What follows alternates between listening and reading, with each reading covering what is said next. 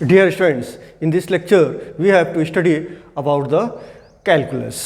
यहाँ पे हम लोग कैलकुलस के बारे में स्टडी करेंगे. कैलकुलस क्या होता है और इसका यूज क्या होता है. Calculus is a branch of mathematics which is extensively used in the various branches of science. जैसे कैलकुलस का यूज हम फिजिक्स के अंदर भी करते हैं. कैलकुलस का यूज इंजीनियरिंग, टेक्नोलॉजी, केमिस्ट्री और इस तरह से वेरियस ब्रांचेज ऑफ साइंस में किया जाता है. Calculus is a branch of mathematics. Now the calculus that is this branch of mathematics is the study of continuous, not discrete changes in the mathematical quantities. mathematical quantities में continuous जो change होता है उसकी study calculus के अंदर किया जाता है. This branch of mathematics was first developed by the G.W. Leibniz and Sir Isaac Newton in 17th century, and it is extensively used in the several branches of science. तो इसका सबसे पहले use किसने किया था? G.W. Leibniz. G.W. Leibniz और sir Isaac Newton.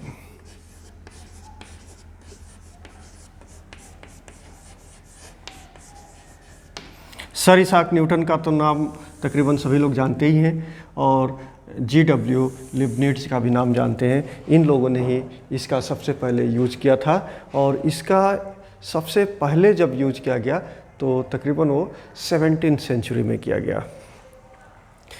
Calculus के दो ब्रांचेज होते हैं. There are two branches of the calculus.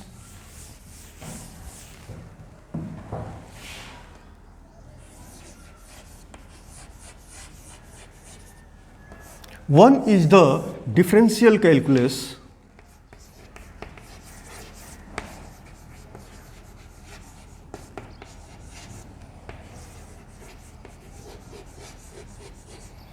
and second branch is integral calculus.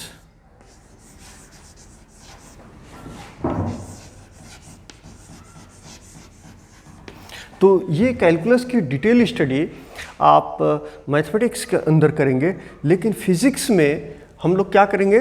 Calculus का एप्लीकेशन करते हैं. बहुत सारी जगहों पे हम कैलकुलस का एप्लीकेशन यूज करते हैं. इसलिए फिज़िक्स में हम सिर्फ कुछ फार्मूलेज की स्टडी करेंगे. वेरियस फार्मूले of the differential calculus and integral calculus. But first of all we learn about the differential calculus and integral calculus. So first of all we have to learn about the differential calculus.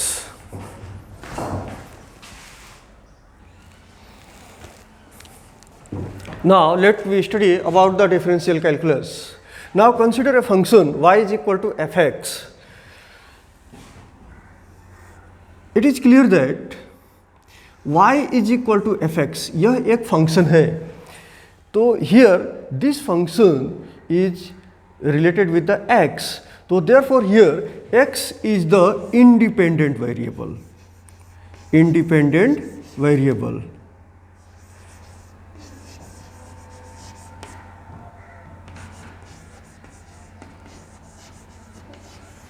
And y depends on x because y is the function of x. So therefore y depends on the values, different values of x. So therefore y is dependent variable.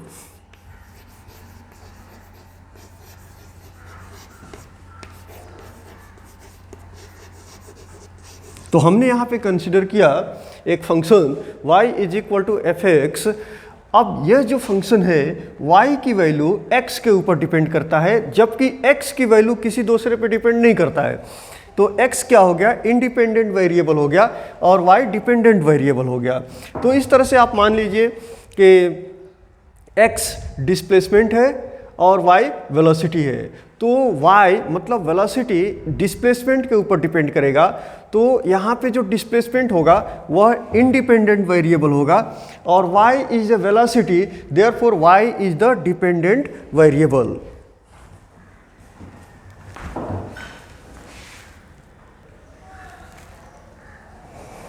The function y is equal to fx.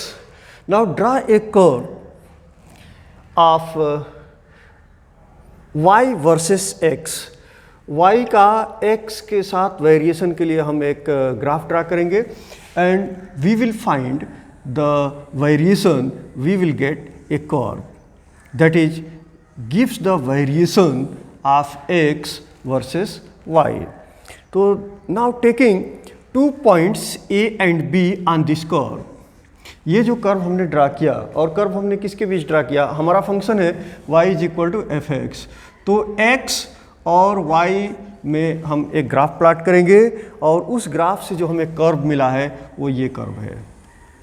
इस curve के ऊपर हम 2 points लेंगे, एक point A होगा और दूसरा point B होगा। पॉइंट A के लिए x की वैल्यू है x is equal to x0 और इस x is equal to x0 के लिए हम y की वैल्यू फाइंड करेंगे या फाइंड कर सकते हैं।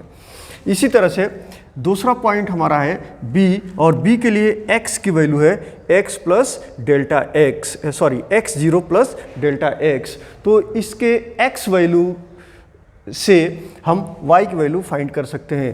तो x is equal to x0 के लिए y की वैल्यू है yx0 और x0 प्लस डेल्टा x की वैल्यू है कौन से पॉइंट के लिए, b पॉइंट के लिए। तो यहाँ पे हमने y लिया yx0 plus delta x। You can observe here between these 2 points a and b the increase in the value of x is delta x and this increase is small. ये small increase है, ये दोनों points के बीच, कौन से point, A point और B point के बीच जो कर्व पर हमने लिया हुआ है। और x की वैल्यू के लिए हम y की वैल्यू फाइंड कर सकते हैं। तो now if we decrease the value of x, अगर हम x की वैल्यू को डिक्रीज करते हैं तो आप ये देखेंगे कि यहाँ पे x और a पे जो x की वैल्यू है और b पे जो x की वैल्यू है, इन दोनों के बीच में कितना डिफरेंस है, डेल्टा x का डिफरेंट है। लेकिन अगर ये डिफरेंस को हम कम करते जाएं तो हम ये देखेंगे कि हमारा a पॉइंट यहाँ पे आया, फिर यहाँ पे आया, फिर यहाँ पे आया और ये जो दोनों के बीच का जो डिफरेंस है वो कम होते गया। मतलब डेल्टा x को अगर हम डिक्रीज करते जाते हैं तो डिक्रीज करने से पॉइंट A पॉइंट B के क्लोजर जाता है। जैसे आप यहाँ देखो, यहाँ डेल्टा x है तो ये दोनों के बीच का डिस्टेंस है, A और B के बीच का डिस्टेंस। लेकिन अगर डेल्टा x को हमने और स्मॉल कर दिया तो ये डेल्टा x इतना रख लिया तो ये और यहाँ पे आ गया, डेल्टा x और स्मॉल कर दिया, डेल्टा x और स्मॉल किया और डेल्टा x बहुत स्मॉल किया, मतलब not equal to 0 but very closer to 0। In that situation you can say here the point B will coincides with a point of A and that situation is known as taking the limit. So therefore delta x is very closer to 0, that is tends to 0, that is called limit। और इसी तरह से हम limit लेते हैं और this is the concept of limit.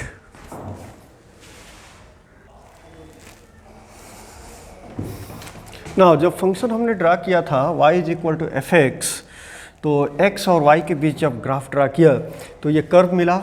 अब इस कर्व में पॉइंट A का x coordinate x0, point B का x coordinate x0 plus delta x और डेल्टा x दोनों के बीच का डिफरेंस है, इन दोनों पॉइंट्स के बीच का। तो अब पॉइंट A और पॉइंट B को हम ज्वाइंट करेंगे तो यहाँ स्ट्रेट लाइन मिल जाएगा। अब इस पॉइंट का मतलब ये जो आपको स्ट्रेट लाइन मिल गया इन दोनों के बीच, अब इसका स्लोप कितना मिलेगा, तो slope is equal to, you can write here tan theta, ये राइट एंगल ट्रिंगल बन गया, right angle triangle. This angle is 90 degree and this angle is theta. theta is the angle between the x-axis and the line AB. तो therefore tan theta is equal to opposite side upon adjacent side. यहाँ opposite side क्या होगा, delta y और adjacent side delta x. तो therefore you can write delta y upon delta x. This is the tangent at tangent of this line AB. Slope of this line A B. अब इसके बाद से हमने ये कहा कि अगर हम डेल्टा एक्स को डिक्रीज करते हैं, तो जब डेल्टा एक्स को डिक्रीज करेंगे तो पॉइंट ए और बी के बीच का डिस्टेंस डिक्रीज होने लगेगा. लेकिन अगर डेल्टा एक्स को वेरी स्मॉल ले लेते हैं या क्लोजर टू जीरो ले लेते हैं तो उस कंडीशन में क्या हो जाएगा, तकरीबन अगर क्लोजर टू जीरो है तो तकरीबन ये दोनों एक दूसरे को कोइंसाइड कर जाएंगे. मतलब अगर डेल्टा एक्स को हमने जीरो ले लिया तो ए और बी पॉइंट दोनों कोइंसाइड कर जाएंगे. तो ऐसे ही हम लिमिट लेते हैं. If delta x tends to zero then the point A will coincide with the point B and now extend both the sides, the line both the sides from point A. So therefore you will get point P and Q, that is a straight line, and you can say that is a tangent at that point A. अब यह A point का tangent हो गया. Okay? So therefore in this limit the line AB extended both the sides P and Q will become a tangent to the curve at A. अब यह जो line P Q होगा वह tangent बन जाएगा इस पॉइंट ए पर जो कि कर्व पर सिचुएटेड है.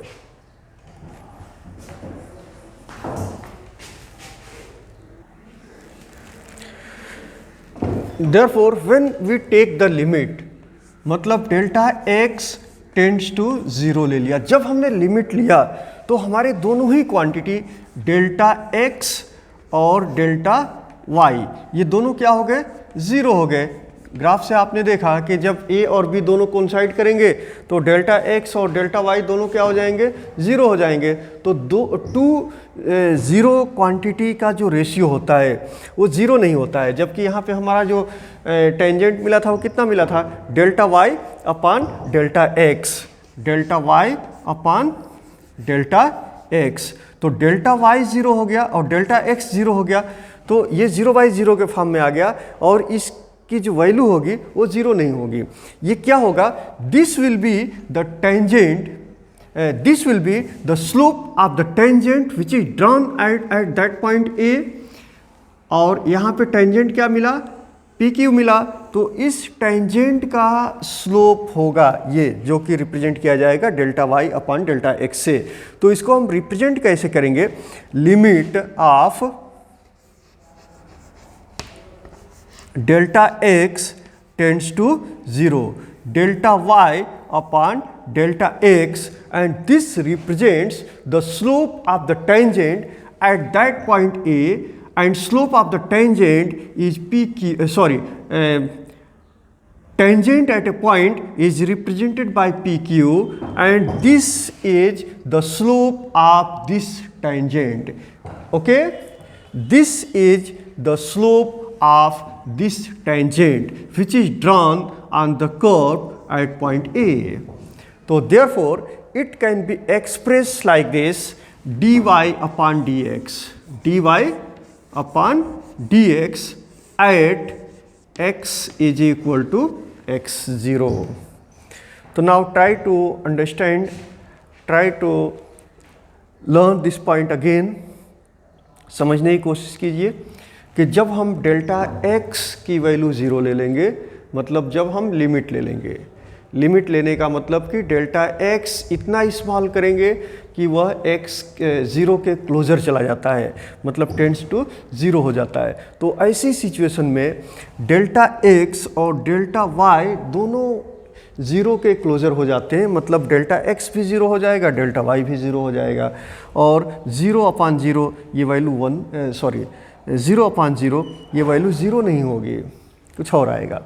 तो इसी को हम क्या कहेंगे, इसी को कहेंगे कि कर्व के उस पॉइंट पर, और जब डेल्टा x और डेल्टा y दोनों जीरो हो गए तो दोनों पॉइंट a पॉइंट पर कोइंसाइड कर गए, और a पॉइंट पे जो हमने टेंजेंट ड्रा किया वह टेंजेंट हो गया PQ, और इस टेंजेंट पर जो हम स्लोप निकालेंगे, इस टेंजेंट का जो स्लोप निकालेंगे वही स्लोप होगा limit delta x tends to 0 delta y upon delta x, जिसको हम रिप्रेजेंट कर सकते हैं dy अपान dx के फॉर्म में at point x is equal to x0, and it will represent the slope of the tangent drawn at that point.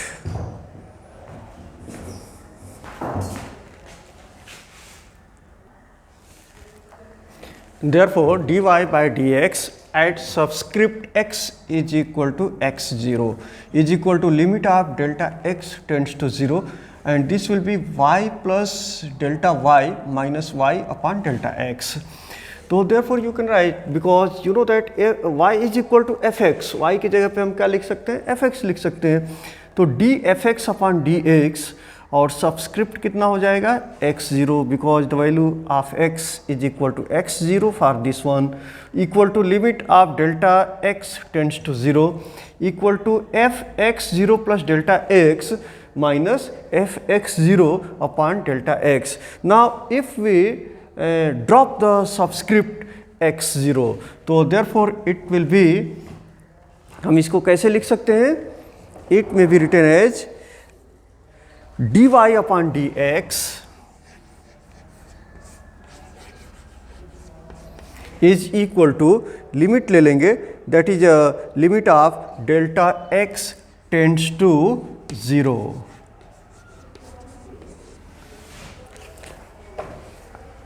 and f x plus delta x minus fx upon delta x, and finally it will be equal to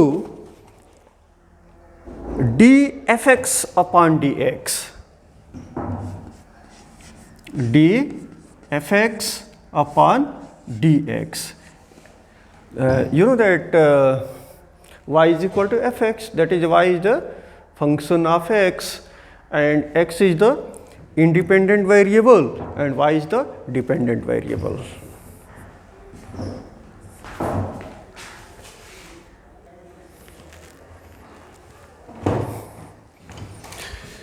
twelfth standard में आप detail में derivative की study करेंगे और ये सीखेंगे कि derivative हम कैसे फाइंड आउट करते हैं, और बहुत डिटेल में वहाँ पे स्टडी करेंगे. लेकिन यहाँ पे फिज़िक्स के अंदर हम डेरिवेटिव्स के कुछ बेसिक रूल्स को सीखेंगे और समझेंगे जो हमको ट्वेल्थ में और 11th में फ़िज़िक्स के अंदर यूज करना है. लेकिन जो फिज़िक्स में डेरिवेटिव यूज करना है बहुत लिमिटेड है, बहुत डिटेल स्टडी आपको नहीं करनी है. कुछ फार्मूले आपको याद करने हैं, कुछ फार्मूले आपको समझने हैं, और कुछ फार्मूलेज को हम कैसे अप्लाई करेंगे, कैसे डेरिवेटिव निकालेंगे कुछ फंक्शंस के, सिर्फ आपको इतना सीखना है. तो therefore here we just list the properties as that will need them in the later chapter of physics. Only we have to learn few formulas and few derivatives which are essential to learn to understand the physics. dy by dx, dy upon dx, ये क्या indicate करता है, ये indicate करता है derivative of y with respect to x. This indicates derivative of y with respect to x, मतलब change in y with change in x, that is derivative. Rate of change of y with the change in x. The process of finding the derivative is called differentiation. The process of finding derivative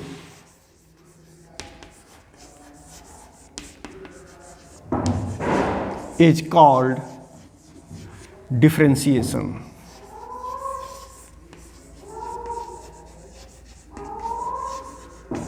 Is called differentiation.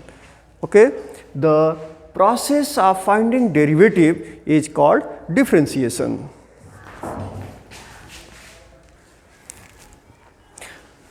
Now there are two functions, different functions, f1x and f2x, and s is a constant. So therefore there are several properties of derivatives. First property is, now this is a product of a constant and one function. यहाँ सिर्फ एक ही function है fx है और s क्या है, constant है, तो ये दोनों का प्रोडक्ट है. तो derivative of product of a constant and a function is equal to constant into derivative of a function.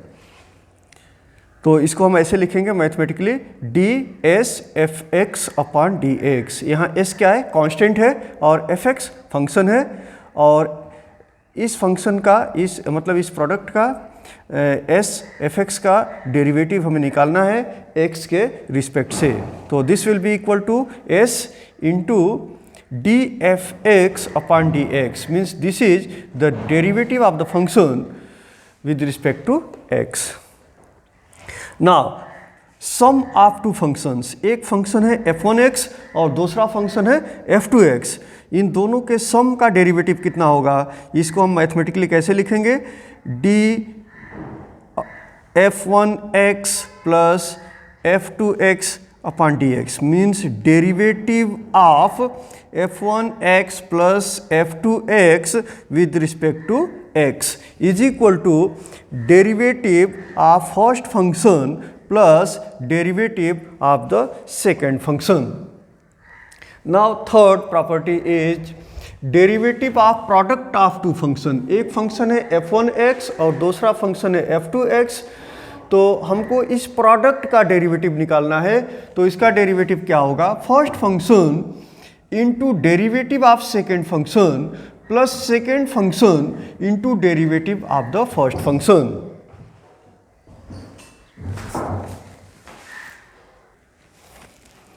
Now the fourth property is derivative of the ratio of two function. एक function है f1x, दूसरा function है f2x.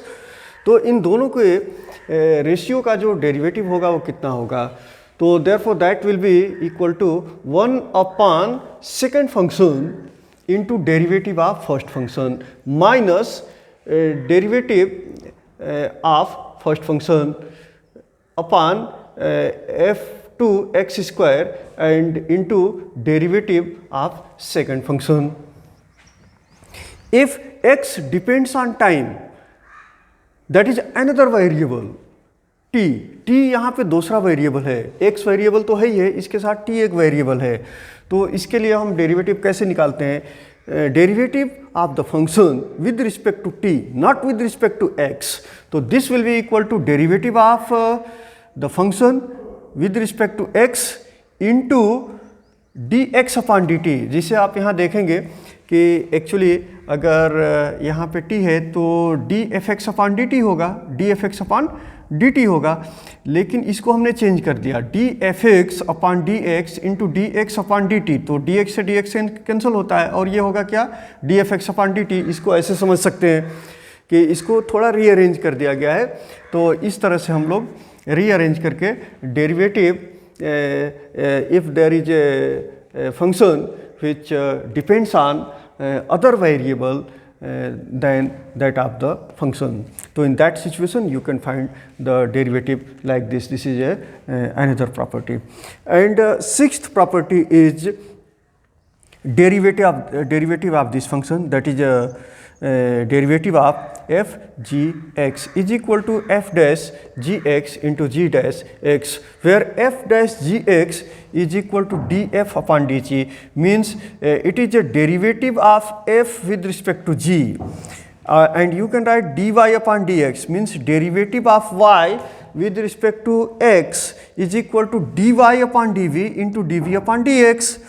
तो इसको देखो आप rearrange कर सकते हो, dy अपॉन dx है ना, तो dx dy upon dv into dy upon dx, तो ये dv से dv कैंसिल होता है, ये क्या मिलता है dy अपॉन dx। तो इस तरह से हम लोग फाइंड कर सकते हैं। These are the various properties of the derivatives.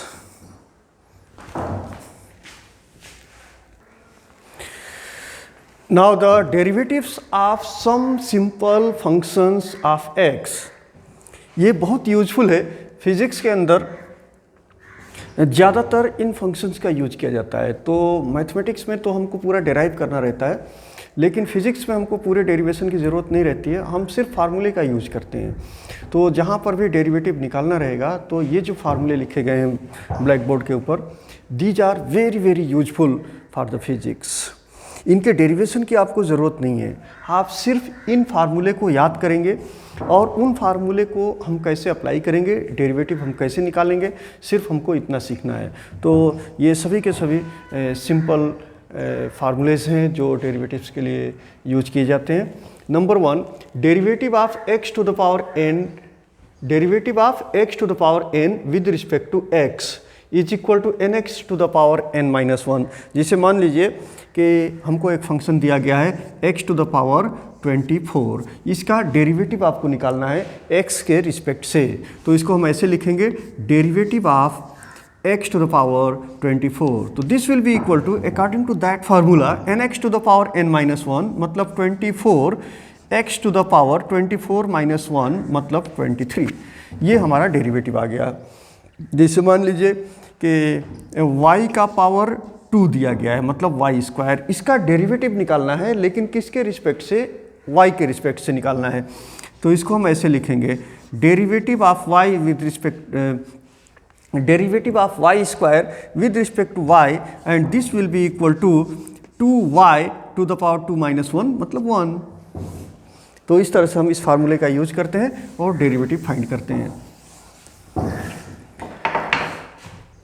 Second formula है derivative of e to the power x with respect to x, तो इसका डेरिवेटिव होता है e to the power x, and derivative of e to the power ax with respect to x, this will be equal to ae to the power ax।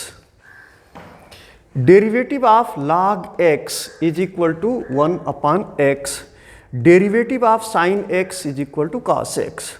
जिसे मान लीजिए कि sine theta का derivative आपको निकालना है, साइन थीटा का with respect to theta निकालना है। तो यहाँ x था इसलिए x था, लेकिन यहाँ पे हमने थीटा लिखा है, तो साइन थीटा का डेरिवेटिव आपको निकालना है विद रिस्पेक्ट टू थीटा। तो this will be equal to, according to this formula, cos theta. लेकिन कहीं कहीं क्या होता है कि थीटा सिर्फ नहीं होता है, 2 थीटा होता है, 3 थीटा होता है, 4 थीटा होता है। तो जिसे मान लीजिए कि यहाँ पे 2 थीटा है, तो क्या हो जाएगा, derivative of sine 2 theta is equal to cos 2 theta into coefficient of theta that is 2। तो आपका डेरिवेटिव हो गया 2 cos 2 थीटा। तो इस तरह से जो फार्मूला डेवलप होता है वो ऐसे होता है कि derivative of sine n theta is equal to cos n theta into coefficient of theta that is n। Okay, तो यहाँ थीटा है इसलिए हमने यहाँ थीटा लिया है, थीटा के रिस्पेक्ट से इसका डेरिवेटिव निकालना था। लेकिन अगर यहाँ x है और x के रिस्पेक्ट से डेरिवेटिव निकालना है तो यहाँ x आएगा, जैसा कि फार्मूले में दिया गया है।